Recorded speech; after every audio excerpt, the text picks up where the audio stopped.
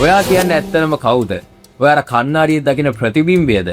එහෙම නැත්නම් ඔයා කරන රැකියාව හෝ ඔයාගේ අතීතයද? එහෙම නැත්නම් අර සමාජය ඔයාට ඔයා කියලා දීලා තියෙන ප්‍රතිරූපයද? අපි හැමෝම ඉන්නේ එක්තරා ආකාරයක ගැඹුරු මායාවක. ඒක තමයි මම කියලා ස්ථීර කවදාවත් වෙනස් වෙන්නේ නැති චරිතයක් ඉන්නවා කියන විශ්වාසය. මේකේ යථාර්ථය වගේ දැනුණට මේක එක්තරා ආකාරයක මායාවක් විතරයි. ඔයා කියන්නේ නිස්තිති ස්ථාවර වස්තුවක් හෝ පුද්ගලයෙක් නෙවෙයි. ඔයා කියන්නේ අඛණ්ඩව ගලාගෙන යන ක්‍රියාවලියක්. හරියට පරිගණකයක ඔපරේටින් සිස්ටම් එකක් වගේ. අවුරුදු 10 ගණනකට පෙර සිටි පෙරදිග දාර්ශනිකයෝ මේ මානසික යාන්ත්‍රණය නිවැරදිව අඳුරගත්තා. ඔවුන් මේක සංකේතවත් කරේ ආසෙස් ඉන්න දෙවිවරු විදියට නෙවෙයි. ඔවුන් මේක සංකේතවත් කරේ මිනිස් මනසේ අභ්‍යන්තරයේ ක්‍රියාත්මක වෙන මූලික බලවේග තුනක් විදියටයි. ඒ ඔවුන් ඇදින්නුවේ ත්‍රිමූර්තිය කියලායි. වෙනත් විදියකින් කිව්වොත් වේදිද්දන උපදේශ හින්දු ආගමේ මූලික බලවේග තුන් දෙනා විදියට හඳුනන මේ තුන් දෙනාව නම් කෙරෙන්නේ ශිව, විෂ්ණු සහ බ්‍රහ්ම කියලායි. මේක හුදෙක් තවත් එක්තරා ආගමික කතාවක් නෙවෙයි. මේක ඔයා මේ වෙලෙත් අත්විඳින මනෝවිද්‍යාත්මක ක්‍රියාවලියේ ගැඹුරුම කියවීමක්. ඒ විතරක් නෙවෙයි හැමදාම වගේම මාව දුන්න දෙන අමතක වුණා. මගේ නම දෙනෙත් සඳරුවන්. එහෙනම් අපි පටන් ගමු.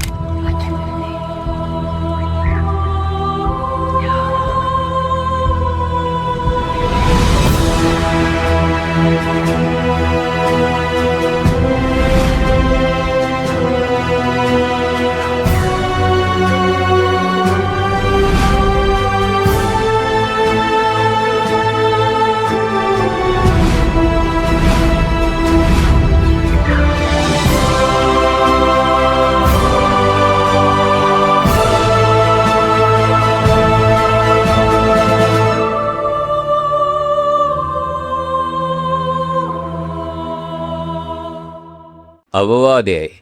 මෙම වීඩියෝ මාලාවේ අරමුණ කිසිදු ආගමික විශ්වාසයකට පහර දීම හෝ සමාජය තුළ කිසිදු ආකාරයක ආගමික ගැටුමක් නිර්මාණය කිරීම නොවේ. අපගේ එකම බලාපොරොත්තු වෙන්නේ ලෝකයේ පවතින පැරණි දැනුම් පද්ධතිවල සැඟවී ඇති ගැඹුරුතම දාර්ශනික හරයසයි රසය නවීන මනෝවිද්‍යාත්මක කෝණයකින් විග්‍රහ කිරීමයි. මන්ද මේ සෑම පුරාවෘතයක්ම සහ සංකේතයක් පිටිපස්සේ මැත්තේ මිනිස් මනසේ ක්‍රියාකාරීත්වය පිළිබඳව ලියවුණු ඉතාමත් ගැඹුරු කියවීමක්.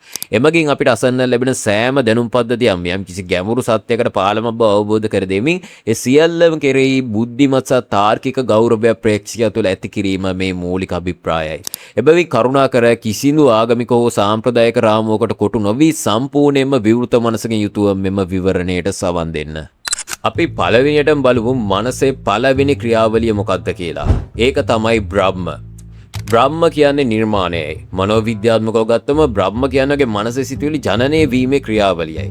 මම කියන හැඟීම ඉපදෙන්නේ මෙතනේ. ඔයා කුඩා කාලේ සිටම අද දක්වා එකතු කරගත්ත මතකයන්, අත්දැකීම් සහ අනාගතය ගැන තියෙන බලාපොරොත්තු එකතු කරලා මනස විසින් අපූර්ව කතන්දරයක් නිර්මාණය කරනවා. ඒ කතන්දරයේ ප්‍රධාන චරිතය තමයි ඔයා.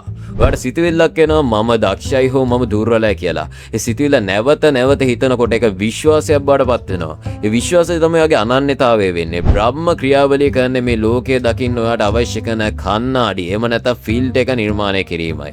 ඔයාගේ මමත්වයේ ඔයාගේ ඉගෝ එක ගොඩනැගෙන්නේ මේ අඛණ්ඩ ක්‍රියාවලිය තුලින් බව හොඳින් වටහා ගන්න.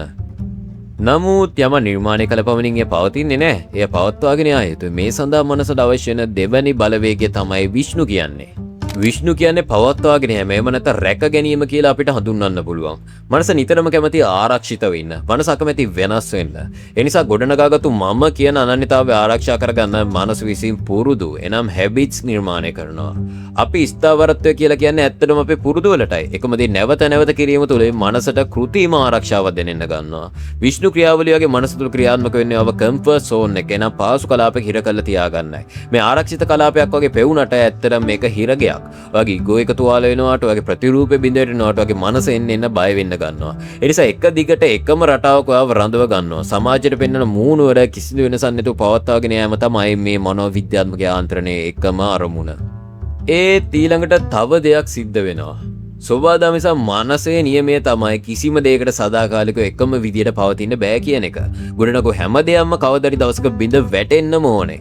එතනදි තමයි මේ පද්ධතිය වඩාත්ම ප්‍රබල වගේම මිනිස්සු වඩාත්ම බය වෙන තුන්වෙනි ක්‍රියාවලිය ආරම්භ වෙන්නේ. ඒ තමයි ශිව. ශිව යනු විනාශයයි, බිඳ වැටීමයි. අපි සාමාන්‍ය විනාශය දකින්නේ අවසානයක් විදියටනේ. අපි ඒකට හරිම බයයි. ඒ මනෝවිද්‍යාත්මකව විනාශය කියන්නේ පරිවර්තනයක ආරම්භයක්. ඔයාගේ ජීවිතයේ ඇතිවන දැඩි කම්පනයන්, විශාල බිඳ වැටීම්, හදවත කඩා වැටීම්, ડિප්‍රෙෂන් වැනි තත්ත්වයන් ඔයා අත්විඳලා ඇති. එතනදී වෙන්නේ ඔයා එතෙක් කල් අල්ලගෙන හිටපු මම මේ වගේ කෙනෙක් කියන අනන්‍යතාවයේ සුණු ඉසුළු වී යාමයි. මේකට තමයි ඉගෝඩෙත් එක. එහෙම නැත්නම් සිංහලෙන් කිව්වොත් මමත්වයේ මිය යාම කියලා අපි හඳුන්වන්නේ. ශිව ක්‍රියාවලියගේ මනස ඇතුළට එන්නේ ඔයාගේ පරණ පුරුදු වැඩ කරන නැති විශ්වාසයෙන් සහ බොරු ප්‍රතිරූපයන් ගිනි තියලා විනාශ කරලා දාන්නයි. මේ ගින්න වේදනාත්මකයි, නමුත් මේ වේදනාව අත්‍යවශ්‍යයි. මොකද පරණ මම සම්පූර්ණයෙන්ම විනාශ වෙන්නේ නැතුව කවදාවත් අලුත් මම කෙනෙක්ට ඉපදෙන්න බෑ. පද්ධතිය රීසෙට් වෙන්නේ අලුත් වෙන්නේ මේ බිඳ වැටීම් හරහා පමණයි. දැන් ඔයාට තේරෙනවා ඇති ඔයා කියන්නේ එක තැනක නතරුණු ස්ථාවර පුද්ගලෙන් නෙවෙයි කියලා. අනන්‍යතාවය නිර්මාණය වෙනවා, ඒක ටික කාලයක් පවත්වාගෙන යනවා, ඊට පස්සේ ඒක බිඳ වැටෙනවා, නැවතත් අලුත් අනන්‍යතාවයක් නිර්මාණය වෙනවා. බ්‍රහ්ම, විෂ්ණු, ශිව නිර්මාණය පවත්වාගෙන යෑම, බිඳ වැටීම. මේක නොනවතින චක්‍රයක්. ඔයාගේ මනසේ ඔපරේටින් සිස්ටම් එක වැඩ කරන්නේ මේ විදියටයි. මේ ත්‍රිමූර්තිය තියන්නේ ආස නෙවෙයි. මේ මොහොතේ මේ වචන අහන තප්පරයේදීත් ඒක අකණ්ඩව ක්‍රියාත්මක වෙන්නේ ඔයාගේ මනස අභ්‍යන්තරේ. සැබෑ නිදහස තියෙන්නේ ඔයා මේ ක්‍රියාවලිය නතර කිරීමෙන් නෙවෙයි, මේ ක්‍රියාවලිය පිටතින් සිට නිරීක්ෂණය කරන සාක්ෂිකරුවෙක් බවට පත්වීමෙනුයි. අපි අද කතා කළේ ඔයාගේ මනසේ මතු පිට ක්‍රියාත්මක වෙන මූලික මෙහෙයුම් පද්ධතිය නම් ත්‍රිමූර්තිය ගැන විතරයි. ඒත් ඔයා සමාජයෙන් හංගන, සමාජයට ඔයාගේ පවා හංගන යටපත් කරපු හැඟීම් වලට ඇත්තටම මොකද වෙන්නේ? ඔයා බලහත්කාරයෙන් යටපත් කරන තරහ, බය සහ ඔයාගේ ආශාවන් කොහේ හරි තැනක ගබඩා වෙන්න ඕනේ නේද? මේ ගමනේ ඊළඟ අදියර අපි විවෘත කරන්නේ අතුරුතම කලාපයටයි. එහෙනම් මනසේ ෂැඩෝ සිස්ටම් එක ඔයා ආරක්ෂා කරගන්න ගොඩනගාගෙන තියෙන මානසික පෞර සහ බුද්ධිය උගුල් ගැන අපි ඊළඟ කොටසින් ගැඹුරින් සාකච්ඡා කරනවා. කාලි, දුර්ගා, රාවණ සහ යම වැනි සංකේත හරහා මනසේ සැඟවුණු අඳුරු පද්ධතියේ ක්‍රියාකාරීත්වය අපි එහිදී විකේතනය කරමු. මේ මානසික දර්පණ ඉදිරියේ ඔයාගේ සැබෑ ස්වරූපය දකින්නවා සූදානම් නම් මේ ගැඹුරු මනෝවිද්‍යාත්මක ගවේෂණය කිසිසේත්ම මගහැර ගන්න එපා. මිනිස් මනස කියවන මේ චාරිකාව එක්ක දිගටම රැඳිලා ඉන්න මගේ D.Dot සඳරුවන් YouTube channel එක subscribe කරන්න අමතක කරන්න එපා. ඒ වගේම අලුත් වීඩියෝ එකක් දැමූ සැනින් දැනගන්න ඕන නම් bell icon එක click කරලා තියාගන්න. ඒ විතරක් නෙවෙයි, මේ අදහස ගැන, මේ සංකල්පය ගැන වගේ හිතට දැනුණු දේ පහලින් කමෙන්ට් එකක් විදිහට එකතු කරන්න අමතක කරන්න එපා. ඒක මේ සාකච්ඡාව තව දුර ගෙනියන්න වගේම ලස්සනට ඉදිරිපත් කරන්න මට තවත් අභිප්‍රේරණයක් වෙයි. ඊළඟ කොටසින් ඔයාගේ මනසේ අඳුරතම සෙවණැලි අතරින් අපි නැවත මුණ ගැසෙමු. එතෙක් ඔයා කවුද කියලා තීරණය නොකර ඔයාගේ සිතුවිලි දෙස නියඬව බලා සිටින්න කියලා මම ඔබෙන් ඉල්ලා සිටිනවා. එහෙනම් සුබ දවසක්.